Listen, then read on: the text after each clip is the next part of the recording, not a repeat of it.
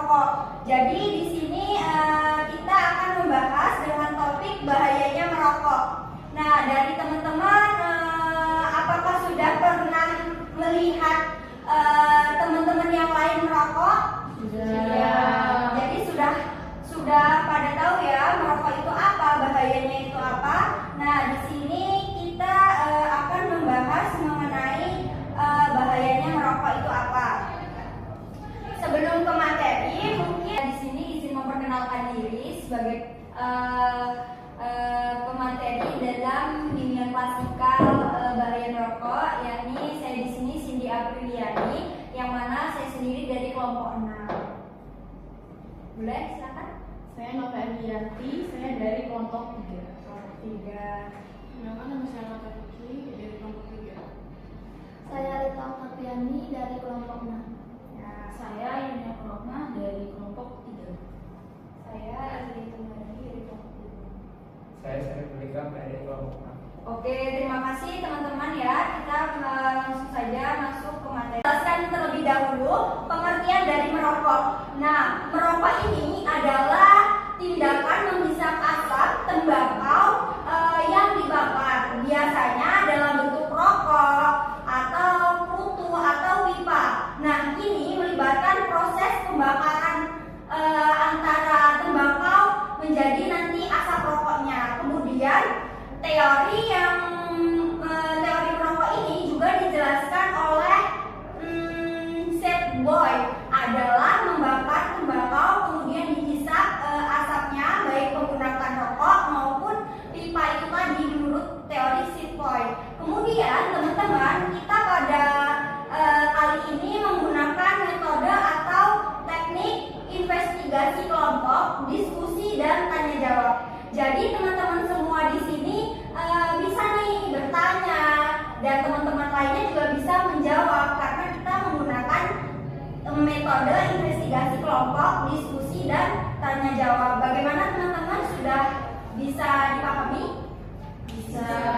Oke, teman-teman di sini juga alasan siswa SMA merokok itu biasanya yang pertama karena dia ingin mencoba atau dia coba-coba.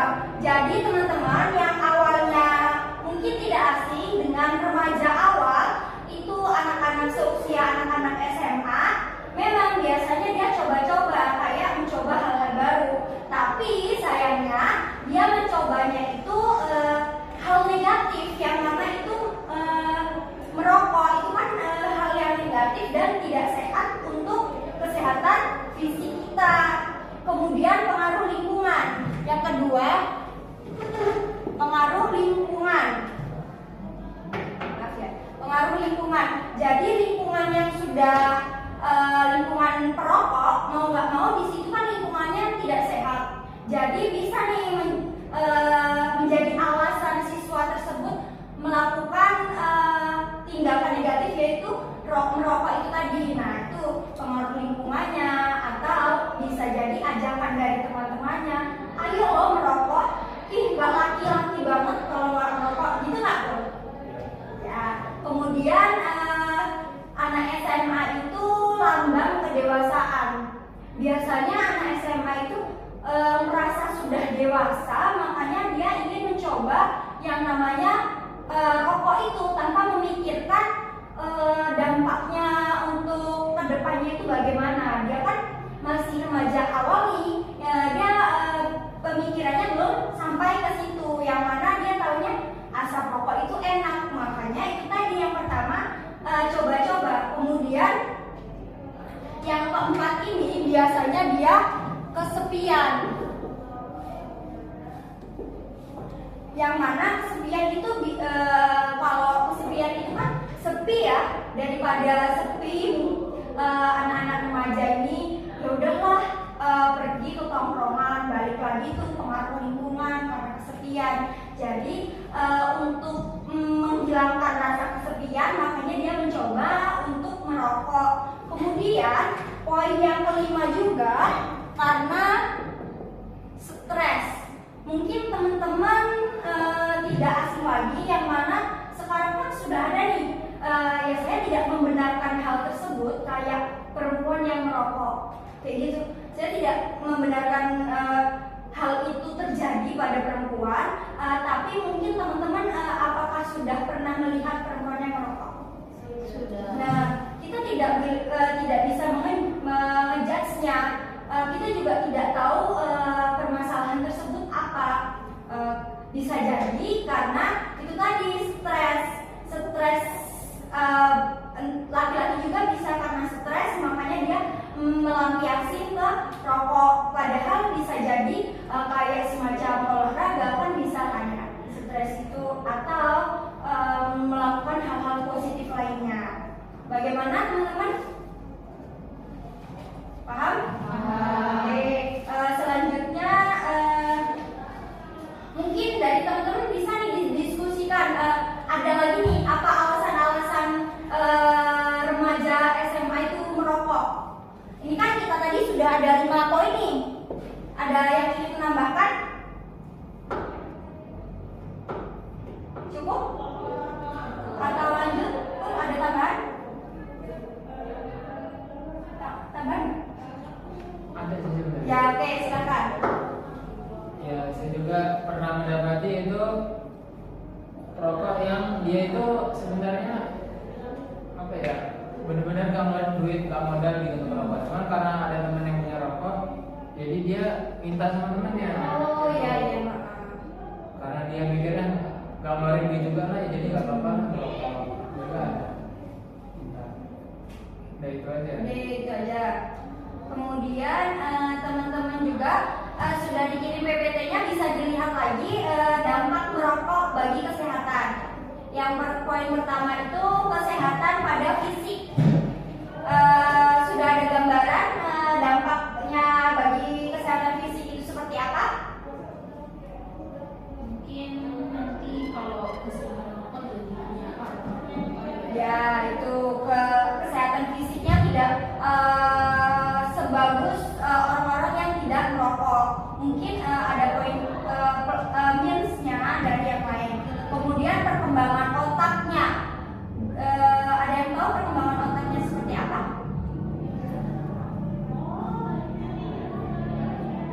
Mungkin dari teman-teman perkembangan otaknya. Perkembangan otaknya ini yang dimaksud kayak mengganggu perkembangan otak yang masih berlangsung. Bisa jadi berpotensi menurunkan fungsi kognitif tersebut dan kemampuan belajar saat di kelas. Itu juga dampak dari merokok. Kemudian prestasi akademik nih, poin ketiga itu ada prestasi akademik. Maksudnya gimana nih? Kayak dia tuh menurunkan konsentrasi dan daya ingatnya. Dia kayak sudah mulai daya ingatnya melambat seperti itu. Tapi nggak semuanya seperti itu. Mungkin itu ada yang seperti itu, tapi tidak semuanya seperti itu. Kemudian berpotensi menurunkan nilai dan prestasi di sekolah. Kalau kemudian poin selanjutnya karena masalah keuangan, yang mana menghabiskan uang saku untuk membeli rokok itu. Jadi kan yang seharusnya dia untuk beli jajan malah justru dibeliin rokok. Karena seharusnya bisa jadi ditabung buat tabungan dia nanti, justru dihabiskan ke rokok. Itu kan merupakan hal-hal yang tidak terbuang sia-sia hal seperti itu. Kemudian masalah sosial, pelanggaran aturan di sekolahnya. Dia kalau merokok di lingkungan sekolah itu kan dia melanggar aturan tata tertib yang ada di sekolahan tersebut, yang mana nanti juga bisa menyebabkan teman-temannya menjadi ikutan. Nah, mungkin itu. Kemudian ada tambahan dari teman-teman, dampak merokok bagi kesehatan juga. Cukup, lanjut. Kemudian ada nih macam-macam penyakit karena merokok. Macam-macam penyakit karena merokok. Nah, macam-macam penyakit karena merokok ini apa? Ada yang sudah tahu, ada gambarannya? Macam-macamnya seperti apa? Ya, silakan. Macam-macam penyakit itu salah satunya itu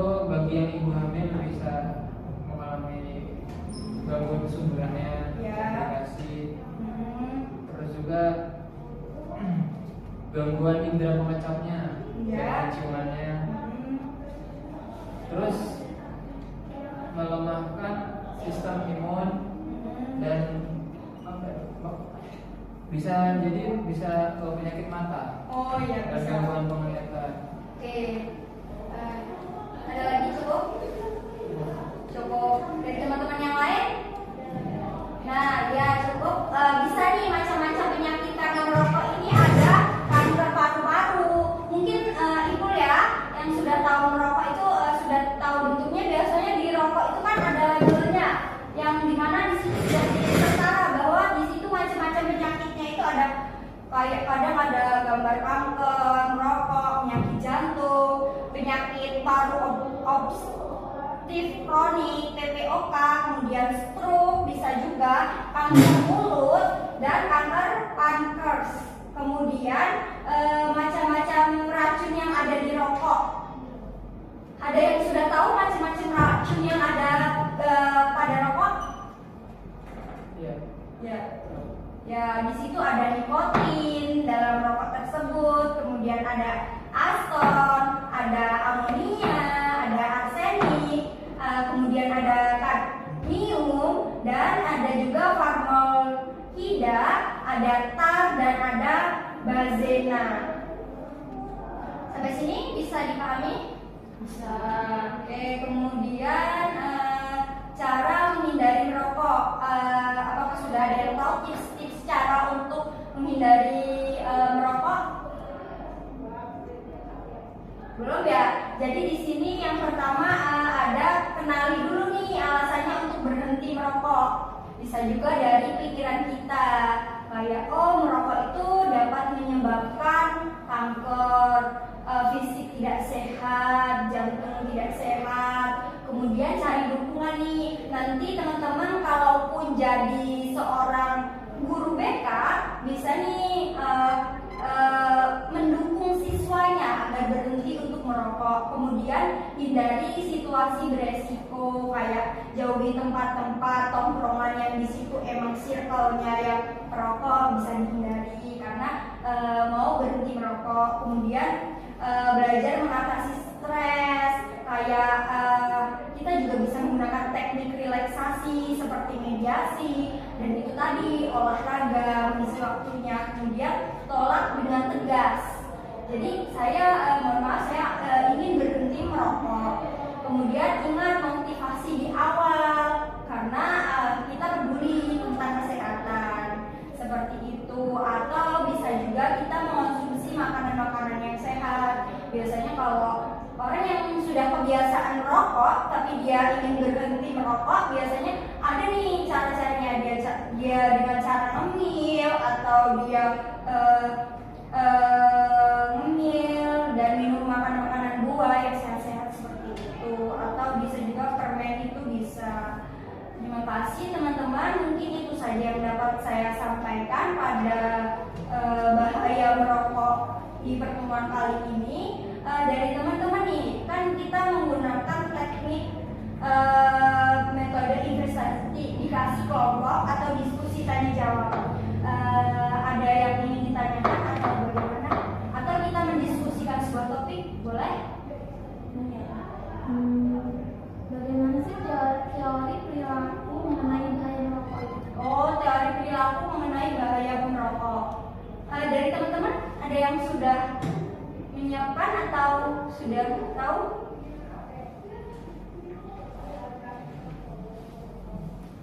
Oke. Teori perilaku mengenai merokok tersebut ya Tiba-tiba merokok. Itu udah ya. perilaku merokok.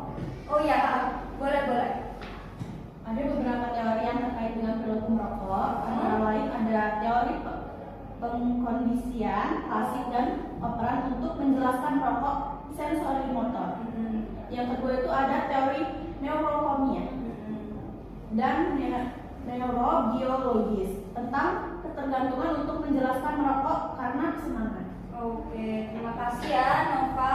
Itu tadi bagaimana kita paham. Kemudian ada lagi? Oke, saya itu bahaya nggak sih buat merokok itu hanya berpengaruh untuk perokok aktif atau Bahaya merokok. bahaya merokok itu hanya berpengaruh pada perokok aktif atau Oke, bahaya merokok. Iya. Ya oke, silakan kita bisa. Jadi jawabannya itu tidak. Jadi perokok pasif itu atau orang yang menghirup asap rokok juga beresiko mengalami masalah kesehatan seperti asma, infeksi pernapasan dan penyakit jantung. Anak-anak dan bayi yang terpapar asap rokok lebih rentan terhadap masalah kesehatan. Oke, cukup. Terima kasih Rita. Atau dari teman-teman ada yang ingin menambahkan? Cukup. Itu ada tambahan? Cukup. Mungkin kalau sudah cukup dari pertanyaan teman-teman di sini, kita cukupkan bimbingan klasikal pada siang hari ini, pagi menjelang siang hari ini. Mungkin itu saja. Kalau cukup dari pertanyaan-pertanyaan yang lain, bisa kita sambung di minggu depan. Kalaupun sudah cukup, saya akhiri. Saya minta maaf yang sebesar-besarnya apabila